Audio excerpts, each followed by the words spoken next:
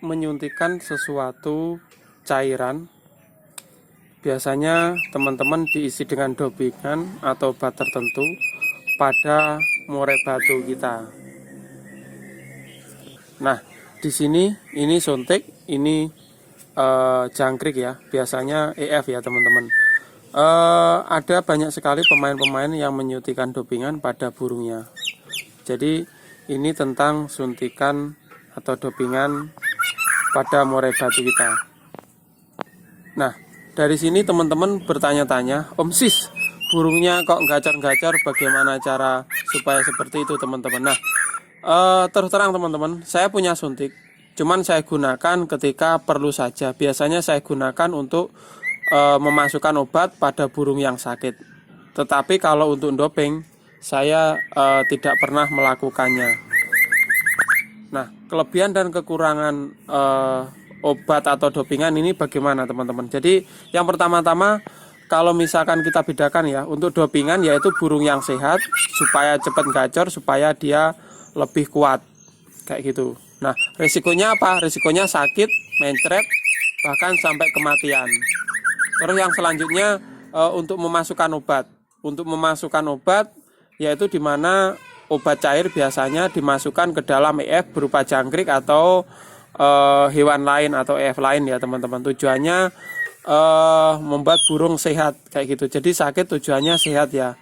Tetapi saya lakukan ketika sudah tidak ada cara lain, yaitu burung tersebut daripada ditangkap nanti tambah stres, pernah saya suntikan kayak gitu teman-teman. Tapi dengan obat tertentu, mungkin tetaklor, obat-obat antibiotik ya, yang sifatnya ringan kayak gitu teman-teman. Nah, di sini teman kicomania kembali lagi. Jadi saya tidak pernah mendoping burung ya. Terus kok bisa gacor kayak gitu? Jadi setelah saya amati, banyak teman-teman yang tanya burungnya tidak gacor itu bahan semua. Jadi dari muda hutan kayak gitu ya. Supaya gacor bagaimana? Apa Anda bisa gacor? Bisa, tetapi melalui proses yaitu dirawat dulu, dijinak dulu, dijinakin dulu. Setelah jinak, buat dia birahi. Nanti otomatis akan gacor. Itu kuncinya teman-teman.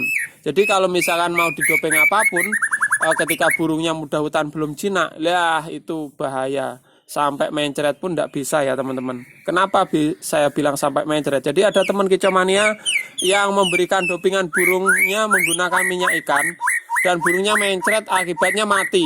Itu ada teman-teman yang curhat, katanya dia dapat dari temennya kayak gitu teman-teman. Dan seperti teman-teman tahu, minyak ikan itu jenisnya banyak sekali. Jadi kalau cuma minyak ikan ya bahaya teman-teman. Jadi minyak ikan itu banyak sekali, fungsinya juga bermacam-macam juga kayak gitu. Jadi kalau misalkan mau memberi vitamin yang sewajarnya saja teman-teman, kita bisa menggunakan seperti saya bilang, mungkin burungnya kurang hangat ditambahi botfit supaya metabolismenya oke, atau metabolisme lain ya teman-teman, seperti itu.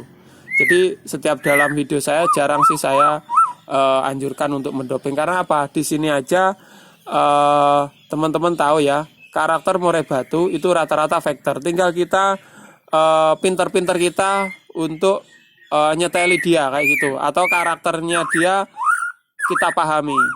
Jadi seperti saya bilang tadi, banyak teman kicomania yang gumun, Om Sis, supaya khususnya pemula ya, supaya burungnya gacor terus bagaimana kayak gitu. Ya itu tadi teman-teman, saya tanya rata-rata bahan atau lepas trotol. Jadi kalau lepas trotol ya tunggu dia sampai birahi. Bagaimana cara membuat birahi? Ya di channel ini sudah ada teman-teman. Salah satunya dicas sama betina kayak gitu ya. Oke, dalam video ini yang mau sampaikan yaitu banyak sekali yang tanya tentang memberi dopingan kayak gitu ya. Kalau saya sendiri terus terang yaitu tadi, kalau misalkan saya pengennya kasih botfit gitu aja ya, supaya agak panas, metabolismenya oke, saya teteskan di air minum atau vitamin B lainnya. Selagi dia sifatnya obat tersebut ringan kayak gitu teman-teman.